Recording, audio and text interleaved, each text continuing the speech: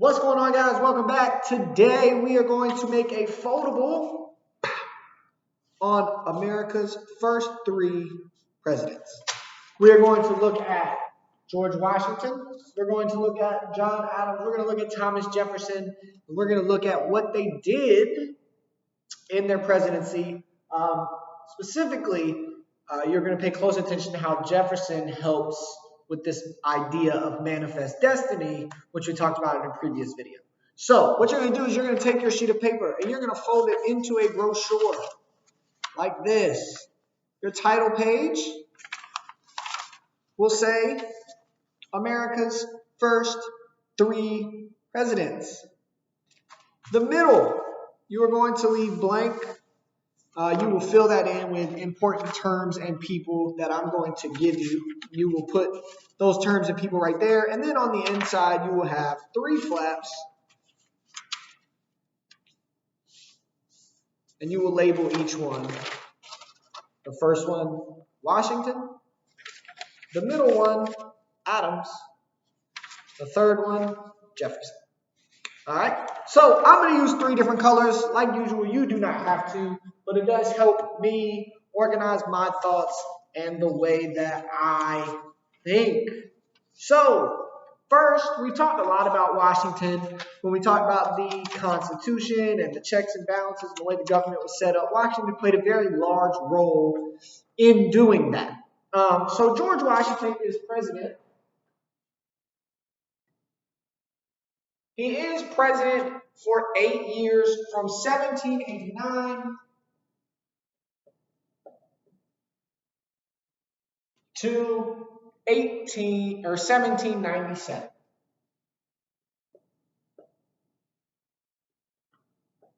He is unanimously elected.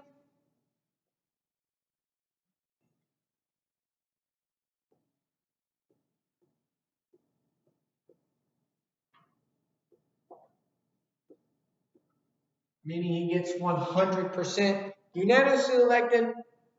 And again, some of the major things that he does is he helps form the government, helps form a brand new government.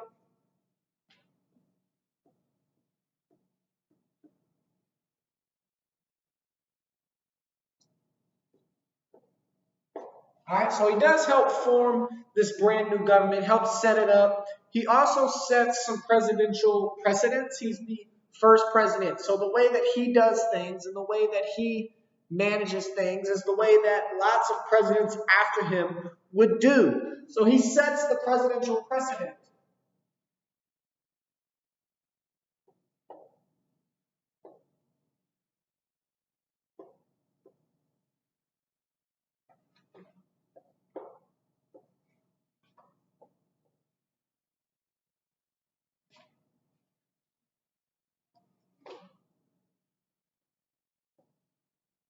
So he sets those presidential precedents. He actually decides to resign. The only reason he serves these 8 years is because he decides that he doesn't want to serve more than that. He doesn't want there to be the potential for the presidency to turn into a as long as you want to be there type scenario, similar to that of a king. So he resigns, but while he's leaving, he gives a farewell address and warns against two things that he was kind of foreshadowing. He warns against political parties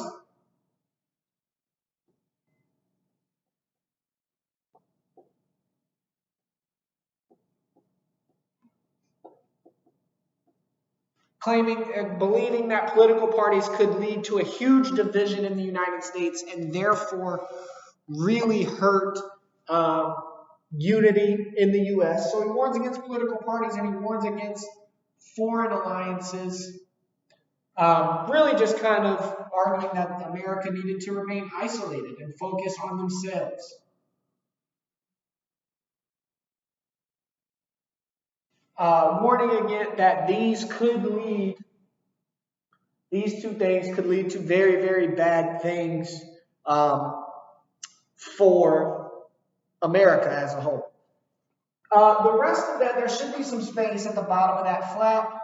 I am going to give you a chart on canvas that I want you to copy into that space.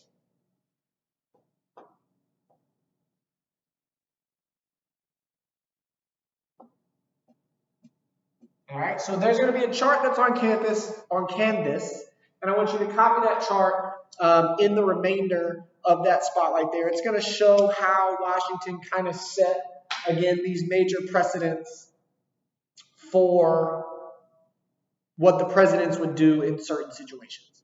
So Washington decides to resign. He is done being president. So that brings us to John Adams. John Adams, who is president for 4 years, from 1797 to 1801. He is only a one-term president, so probably some things didn't go right, which we're about to see. He defeats Thomas Jefferson.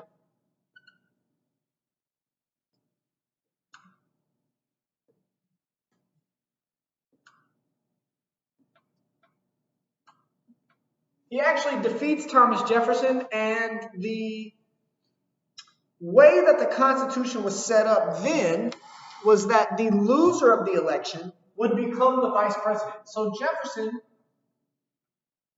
actually becomes the VP.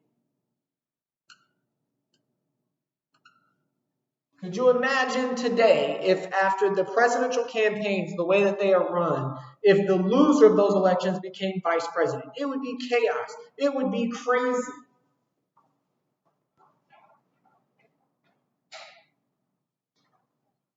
So Adams and Jefferson now have to work together, despite the fact they are complete rivals. While Adams is president, you see some tension emerge with France.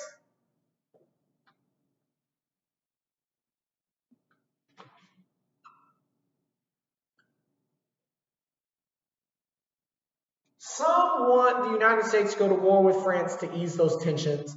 Adams does not want to go to war. He sends some people over there to try and politely, through a polite discourse, fix the problem.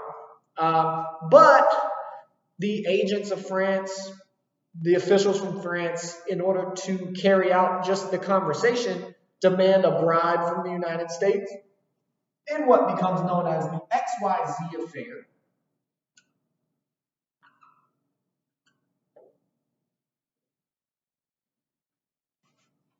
The XYZ affair, where they demand, again, French officials demand a bribe.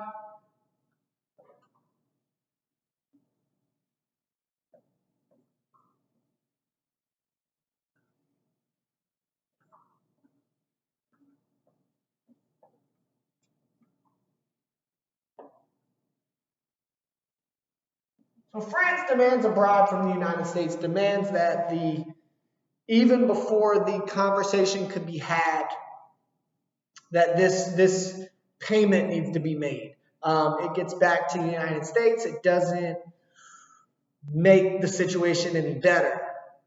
But John Adams also has Alien and Sedition Acts, which don't help him.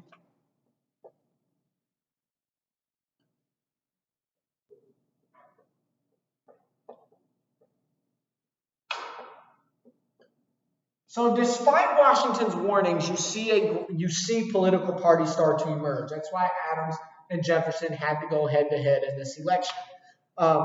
One being Democratic Republicans, the other one being Federalists. And they go back and forth and back and forth. And Adams, being a Federalist, wins the election, but Democratic Republicans start to gain popularity, especially with immigrants coming into the new United States. And so what Adams looks to do is eliminate that possibility of losing a re-election, which we know from the dates he does. But to do this, he extends the waiting period to become a citizen?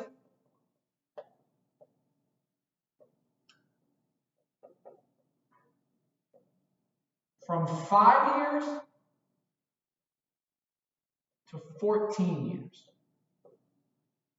So you had to be an immigrant in the United States for 14 years before you even had the opportunity to try and become a U.S. citizen. So from 5 to 14, on top of that, he made it to where the president could arrest,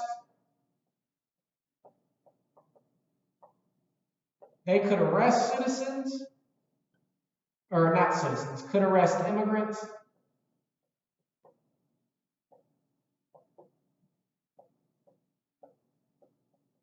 in a time of war.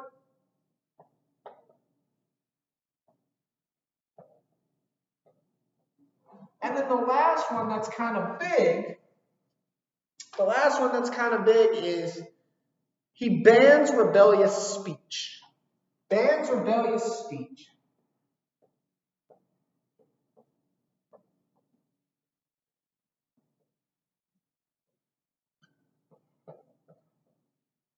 And he actually uses the Alien and Sedition Act to have 10 authors of a local newspaper, 10 writers in a local newspaper arrested because that newspaper tended to lean more towards Jefferson's political party, being the Democratic Republicans. And it upset him, and he had them arrested. And so what happens is the Alien and Sedition Acts are actually,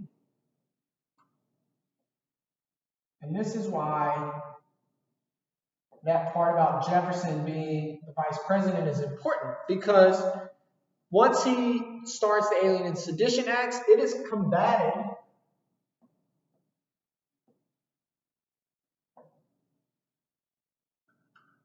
with Virginia and Kentucky resolutions.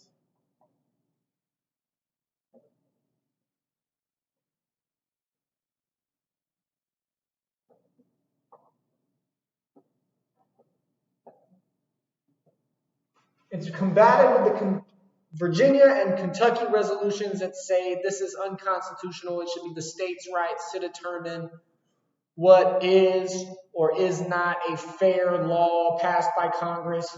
And the irony about the Virginia and the Kentucky resolutions is it's passed by those states, arguing it's the states' rights to say that these congressional laws are unconstitutional and unfair for the people in their states.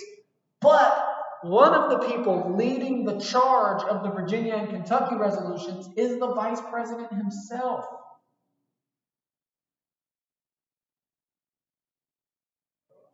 The vice president himself is actually leading a battle against something that the sitting president at the time wants. And this is one of the reasons why you would eventually see the Constitution change as far as who the vice president is. But the election is had, his term comes up, and that leads us to the third president of the United States, and that is Thomas Jefferson. And Thomas Jefferson, like Washington, is a two-term president from 1801 to 1809. Jefferson is elected, but it was not as simple. The first election was a tie. He tied with Aaron Burr.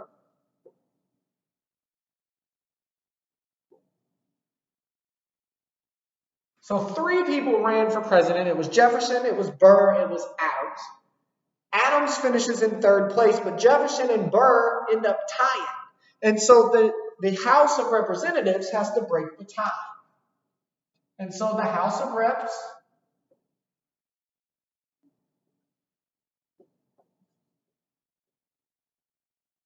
votes 37 times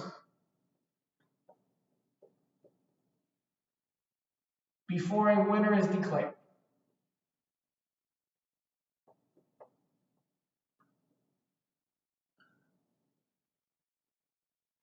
And so Jefferson becomes the president, Aaron Burr becomes the vice president. Now, this situation is different than the Adams-Jefferson situation because Jefferson and Burr actually represented the same political party. They both had the same political ideas and ideologies. So their ability to work together was much less tumultuous and tension building than that of Adams and Jefferson. But some of the major things of Jefferson's presidency, Marbury versus Madison takes place.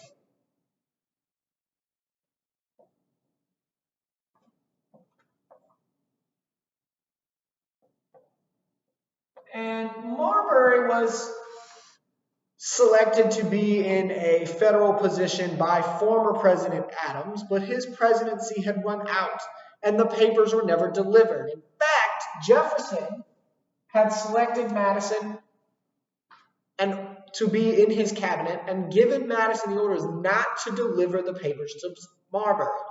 And so Marbury sues him and ends up going to the Supreme Court, where the Supreme Court would use judicial review for the first time. It would establish judicial review, stating that the law in place was unconstitutional. It was against the way the Constitution was written. It's not how it's supposed to go down.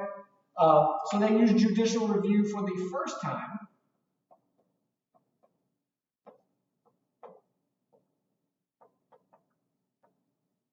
And this helps establish the Supreme Court and strengthen the Supreme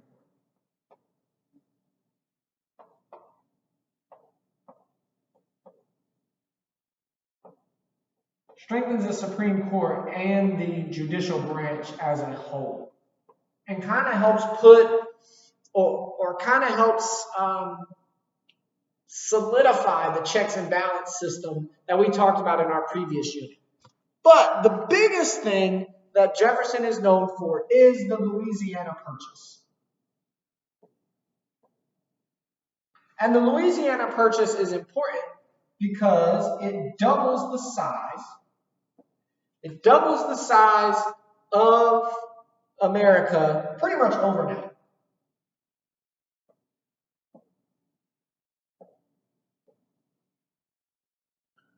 So the Louisiana Purchase takes place. He buys Louisiana for $15 million.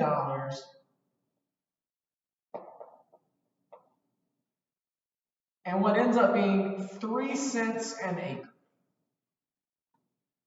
from Napoleon in France.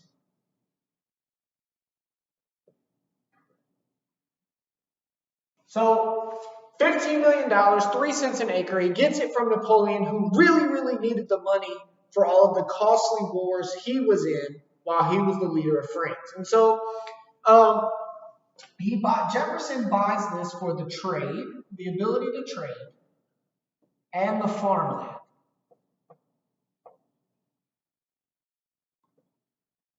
Now, while the Louisiana Purchase may have been great for the United States, it is hypocritical of Thomas Jefferson.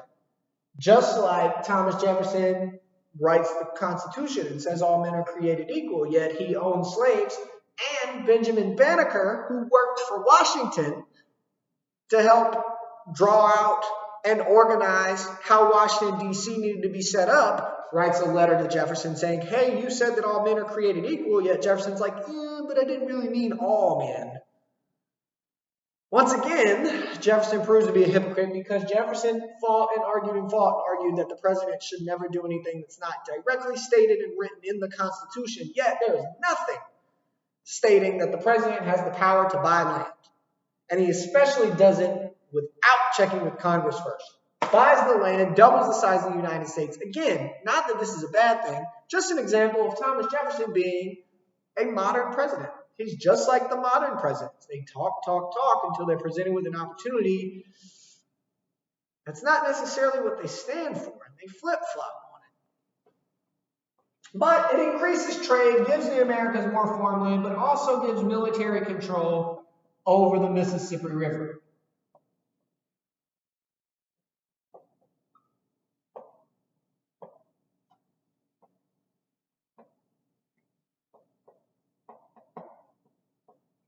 military control over the Mississippi River. We control who runs up and down that giant river. We have access.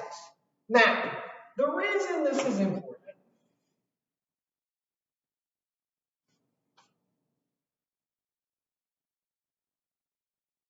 is because the French demand, the reason this happens,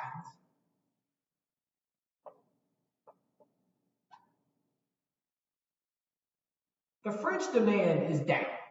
The French demand is down. The people the people of France are not interested in moving to the United States. So if you take that and add it to the French supply, which is how much land the French have over here in the Americas, it is very, very high. The supply is high, the demand is low. This is why Jefferson was able to get the price at 3 cents an acre. Because in this situation where the demand is down and the supply is high, the price will also drop. Think of it like buying clothes out of season. Towards the end of winter, you start to see winter clothes go on sale. Because there's a supply of winter clothes there, but the demand, as the weather gets warmer, for those clothes goes down. And so you start to see those clothes go on sale, and those clothes are being discounted. Because the supply is up, the demand is down, and that results in the price going down. Now, we are going to stop here for today. We're going to continue looking more at some other things of Jefferson's presidency, some more of how Washington set precedents. And we're going to look at the Louisiana Purchase a little bit deeper. We're going to look at the Lewis and Clark expedition, Sacagawea, all of that. But we're going to end here for today. Be sure you check Canvas again so that you can get the names and terms that go on the inside of your foldable. And then you can get the chart that goes at the bottom of your Washington flag. If you have any questions, reach out to me, either about this, about the assignment, or about anything we've gone over so far. And as always, have a great day.